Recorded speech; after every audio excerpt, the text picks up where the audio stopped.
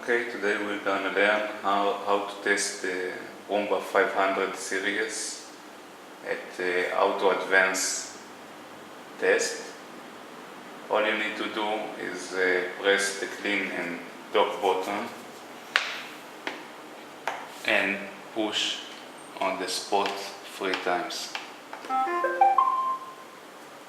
Now it's on Auto Advanced self-test.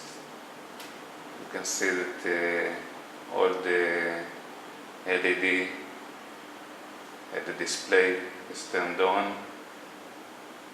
Also the clean button illuminates.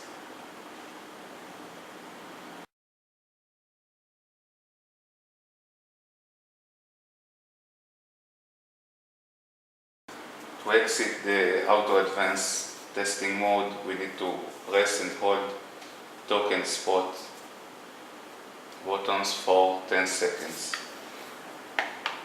1, 2, 3, 4, 5, 6, 7, 8, 9, 10. That's it. The robot is reset and you can just activate it normally.